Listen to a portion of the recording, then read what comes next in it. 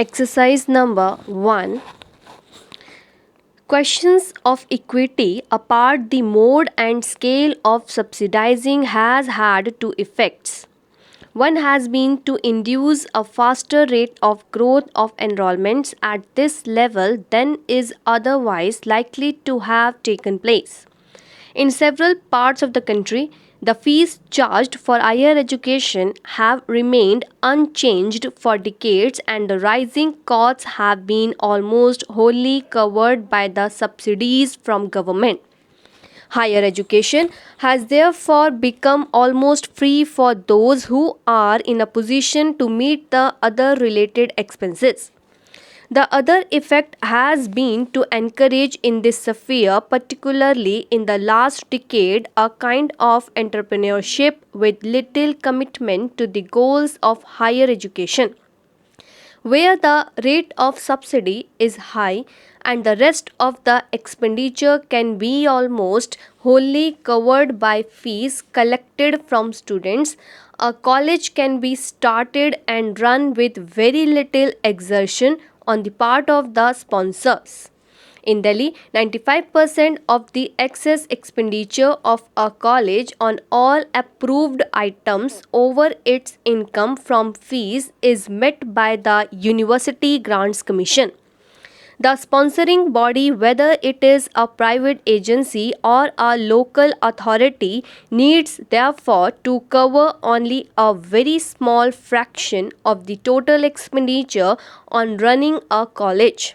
Naturally, there is no dearth of entrepreneurs for starting colleges with an eye on the patronage and influence they can exercise through their control over them. Though the extent of subsidy is not as high elsewhere, the position is not very different in several other parts of the country where liberal grants in aid are given by state governments to colleges. The main qualification required of the promoters of higher education under these conditions is only that they have the contacts for securing the necessary financial and other support from the powers that be. Where the rate of subsidy is not so high, some adjustments are called for. These are usually made in the fees charged from students and in the teacher student ratio maintained. Thus, the annual fee for undergraduate education ranges all the way from less than rupees 100 per student, the colleges in Rajasthan, to well over rupees 300 per student in Bombay. The average number of students assigned to a teacher also varies from as low as 12 in some areas to more than twice that figure in others. This subsidy has to be discontinued.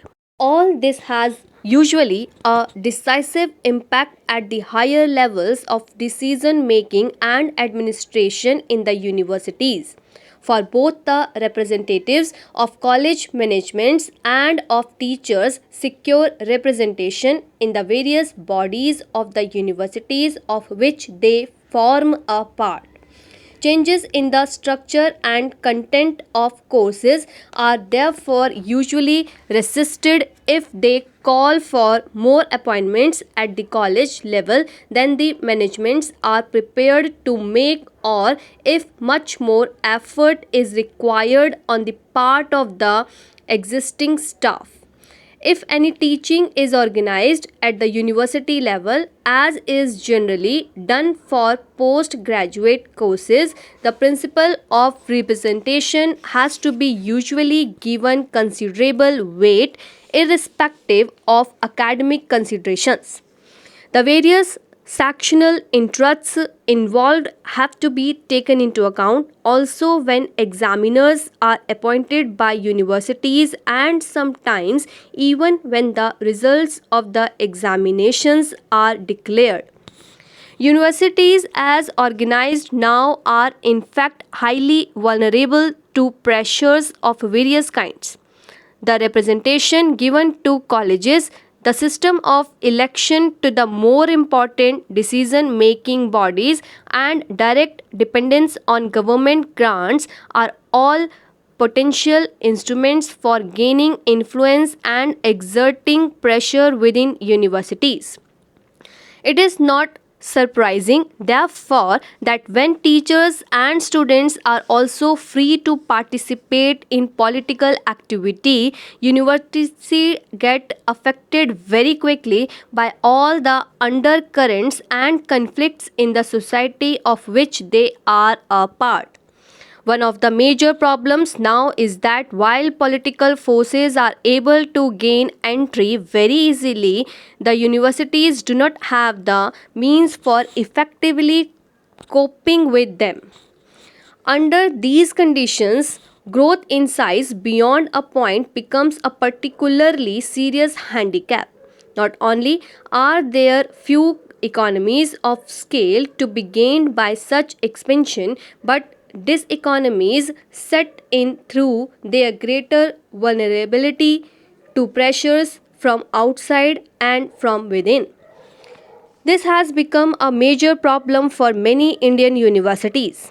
The growing tendencies towards regionalism in the country have also had serious effects on higher education. These tendencies are generally expressed in demands relating to the medium of instruction. Some of these demands are based on sound educational principles and are wholly justifiable, but in their most extreme form, they usually indicate their ignorance of the minimum requirements of higher education or inward looking conduct of a kind that places considerations of a selfish character above these requirements. In practice, both have been in evidence. More specifically, the problem arises when instruction at the postgraduate level is sought to be given in the regional languages. For most of the relevant literature at that level is usually not available.